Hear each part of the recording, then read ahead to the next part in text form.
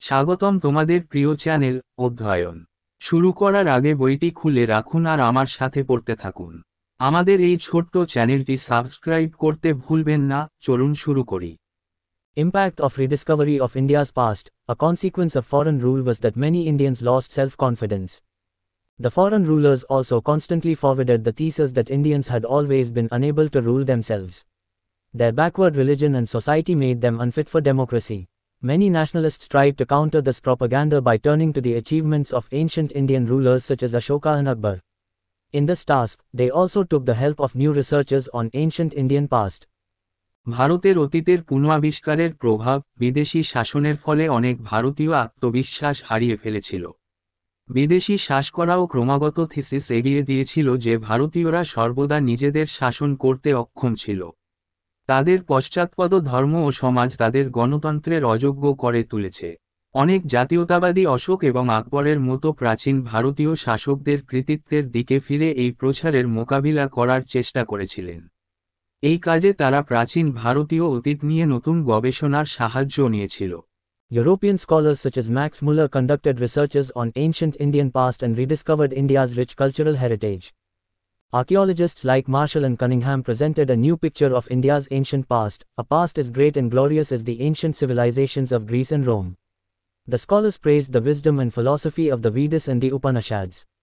Further, the theory of Aryan origin of Indians as well as Europeans also boosted the morale of the Indian people. These factors together also inspired the Indians with a sense of national pride and patriotism. Max মুলারের মতো ইউরোপীয় পণ্ডিতরা প্রাচীন ভারতীয় অতীত নিয়ে গবেষণা করেছেন এবং ভারতের সমৃদ্ধ সাংস্কৃতিক ঐতিহ্যকে পুনরাবিষ্কৃত করেছেন। মার্শাল এবং কানিংহামের মতো প্রত্নতাত্ত্বিকরা ভারতের প্রাচীন অতীতের একটি নতুন চিত্র উপস্থাপন করেছেন, একটি অতীত গ্রিস এবং রোমের প্রাচীন সভ্যতার মতো মহান এবং গৌরবময়। পণ্ডিতগণ বেদ ও উপনিষদের জ্ঞান ও দর্শনের প্রশংসা করেন। তদুপরি ভারতীয়দের পাশাপাশি ইউরোপীয়দের আর্য উৎসের তত্ত্ব ভারতীয় জনগণের মনোবল বাড়িয়েছিল। এই কারণগুলি একত্রে ভারতীয়দের জাতীয় গর্ব এবং দেশপ্রেমের অনুভূতিতে অনুপ্রাণিত করেছিল। However, certain negative consequences also emerged when some nationalists went to the extreme and began glorifying India's past uncritically. Gripped in a false sense of pride, it prevented some Indians from benefiting from the fresh and healthy ideas emerging in other parts of the contemporary world. This tendency also weakened India's struggle against its socio-cultural backwardness. Yet another negative tendency was to glorify India's ancient past at the cost of the medieval period.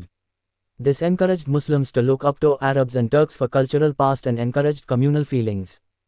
যাই হোক, কিছু নেতিবাচক পরিণতিও আবির্ভূত হয়েছিল যখন কিছু জাতীয়তাবাদী চরম পর্যায়ে চলে গিয়েছিল এবং ভারতের অতীতকে সমালোচনামূলকভাবে মহিমান্বিত করতে শুরু করেছিল। মিথ্যা অহংকারে আঁকড়ে ধরে, এটি কিছু ভারতীয়কে সমসাময়িক বিশ্বের অন্যান্য অংশে উদ্ভূত নতুন এবং স্বাস্থ্যকর ধারণা থেকে উপকৃত হতে বাধা দেয়। এই প্রবণতা ভারতের সামাজিক সাংস্কৃতিক অনগ্রসরতার বিরুদ্ধে সংগ্রামকেও দুর্বল করে দিয়েছে। তবুও আরেকটি নেতিবাচক প্রবণতা ছিল মধ্যযুগের মূল্যে ভারতের প্রাচীন অতীতকে মহিমান্বিত করা। এটি মুসলমানদের সাংস্কৃতিক অতীতের জন্য আরব এবং তুর্কিদের দিকে তাকাতে উৎসাহিত করেছিল এবং সাম্প্রদায়িক অনুভূতিকে উৎসাহিত করেছিল। Additional factors. In addition to the above, the following factors also contributed to the rise of national consciousness in India. অতিরিক্ত ফ্যাক্টর। উপরোক্ত ছাড়াও নিম্নলিখিত কারণগুলিও ভারতে জাতীয় চেতনার উত্থানে ভূমিকা রেখেছে। Impact of contemporary European movements.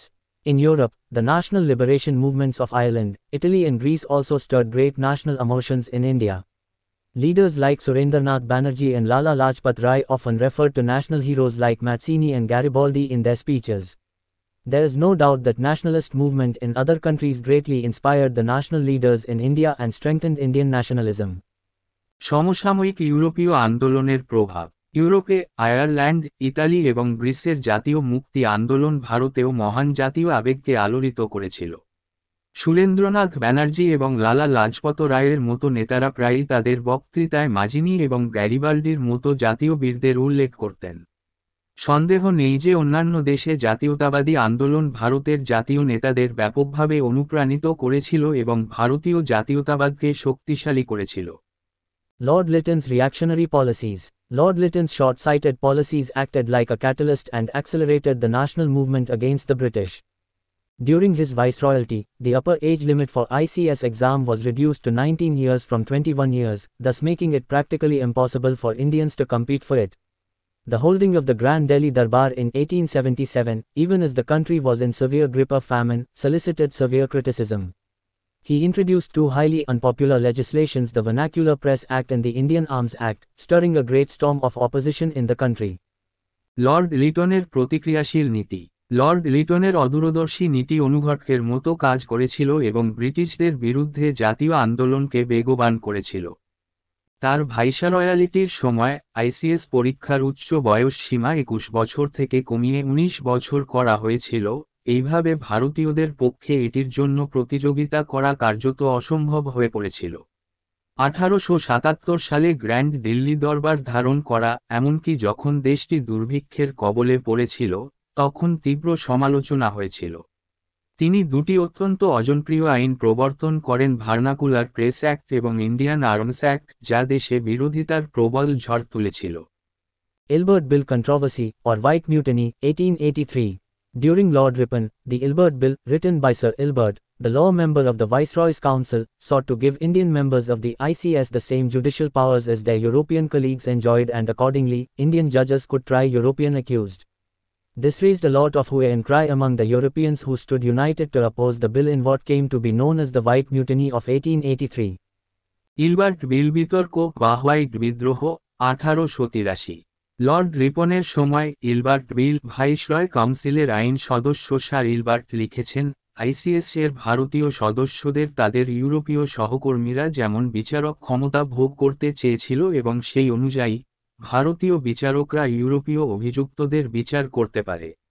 এটি 1883 সালের শ্বেত বিদ্রোহ নামে পরিচিত। এই বিলের বিরোধিতা করার জন্য ঐক্যবদ্ধভাবে দাঁড়িয়ে থাকা ইউরোপীয়দের মধ্যে অনেক হইচই তুলেছিল। The most vocal opposition to the bill came from British tea and indigo plantations owners in Bengal. English women also opposed the bill and argued that, ignorant, Bengali women are neglected by their men, and hence the Bengali men should therefore not be given the right to judge cases involving English women.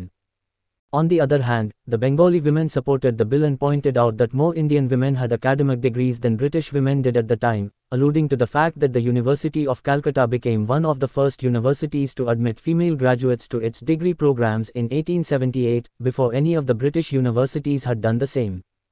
In face of opposition by a majority of English women, Ripon had to modify the bill in favor of the Europeans, and an amendment was introduced whereby a jury of 50% Europeans was required if an Indian judge was to face a European on the dock. এই বিলের সবচেয়ে বেশি সোচ্চার বিরোধিতা এসেছিল British চা অনিল বাগানের মালিকদের কাছ থেকে। বাংলায় ইংরেজ মহিলারাও এই বিলের বিরোধিতা করেছিলেন এবং যুক্তি দিয়েছিলেন যে অজ্ঞ বাঙালি মহিলারা তাদের পুরুষদের দ্বারা অবহেলিত এবং তাই বাঙালি পুরুষদের অধিকার দেওয়া উচিত নয়। বিচারক মামলায় ইংরেজ নারী জড়িত।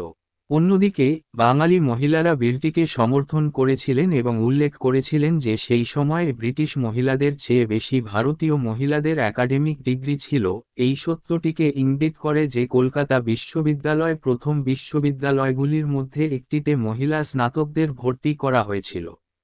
1878 সালে ডিগ্রি প্রোগ্রাম এর আগে কোন ব্রিটিশ বিশ্ববিদ্যালয় একই কাজ করেছিল?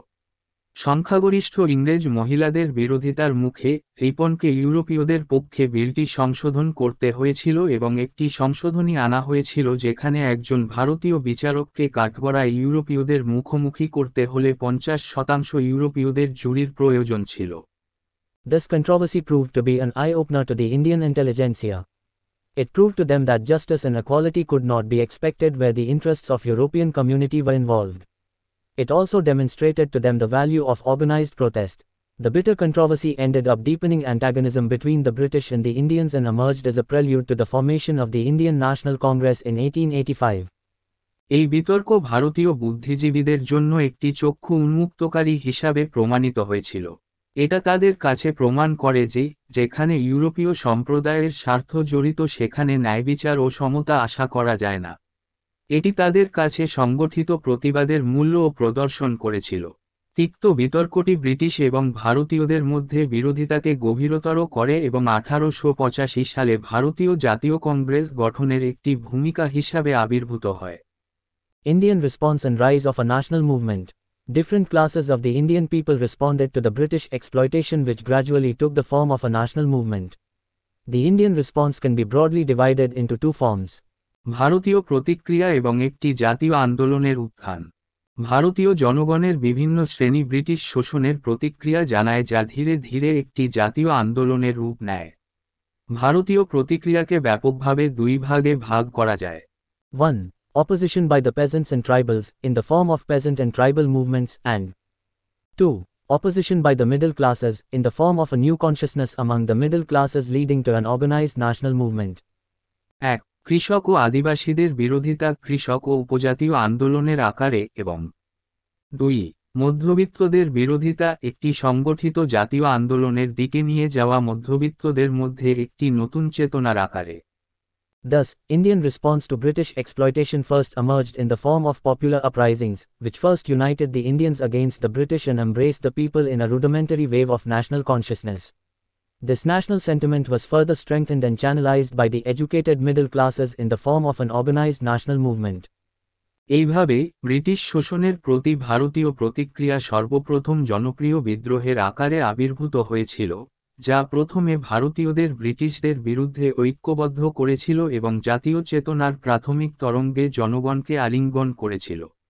শিক্ষিত মধ্যবিত্তরা একটি সংগঠিত জাতীয় আন্দোলনের আকারে এই জাতীয় চেতনাকে আরও জোরদার ও চ্যানেলীকরণ করেছিল। Peasant and tribal movements. Throughout the 19th century, Indian masses struggled against the British rule. It is noteworthy that the early uprisings were not consciously nationalist uprisings, but, over a period of time, they helped in the emergence of national consciousness. In the beginning, these uprisings were directed against oppressive British policies. Sometimes they were also triggered due to oppressings by a zamindar, moneylender or a state official. কৃষক ও উপজাতীয় আন্দোলন। 19 শতক জুড়ে ভারতীয় জনগণ British শাসনের বিরুদ্ধে সংগ্রাম করেছিল। এটি লক্ষণীয় যে প্রাথমিক বিদ্রোহগুলি সচেতনভাবে জাতীয়তাবাদী বিদ্রোহ ছিল না, তবে সময়ের সাথে সাথে তারা জাতীয় চেতনার উত্থানে সহায়তা করেছিল। শুরুতে এই বিদ্রোহগুলি নিপীড় ব্রিটিশ নীতির বিরুদ্ধে পরিচালিত হয়েছিল। কখনো কখনো জমিদার, মহাজনের বা রাষ্ট্রীয় কর্মকর্তাদের দ্বারা নিপীড়নের কারণেও তারা উদ্দীপ্ত হয়েছিল। It was in the revolt of 1857 that we saw, for the first time, some sort of national sentiments inspiring the people. Even though the revolt was brutally crushed, popular uprisings in India continued unabated. 1857 সালের বিদ্রোহে আমরা প্রথমবারের মতো কিছু জাতীয় অনুভূতি জনগণকে অনুপ্রাণিত করতে দেখেছি। যদিও বিদ্রোহ নির্মমভাবে চূর্ণ করা হয়েছিল, ভারতে জনপ্রিয় বিদ্রোহ অবিরাম অব্যাহত ছিল। Tribal movements were the most militant and the tribals revolted more often and more violently than any other community in India. Even though all these revolts ended in failure, they contributed immensely in uniting the Indians against the British and fostering a national consciousness among them. উপজাতীয় আন্দোলন ছিল সবচেয়ে বেশি জঙ্গি এবং উপজাতিরা ভারতের অন্য যে কোনো সম্প্রদায়ের তুলনায় প্রায়ই এবং বেশি সহিংসভাবে বিদ্রোহ করেছিল। যদিও এই সমস্ত বিদ্রোহ ব্যর্থতায় পর্যবসিত হয়েছিল, তবুও তারা ব্রিটিশদের বিরুদ্ধে ভারতীয়দের একত্রিত করতে এবং তাদের মধ্যে একটি জাতীয় চেতনা জাগিয়ে তুলতে ব্যাপক অবদান রেখেছিল। এখানেই এই ভিডিওটি শেষ করলাম। পরবর্তী ভিডিওতে আমরা বাকিটা পড়ব।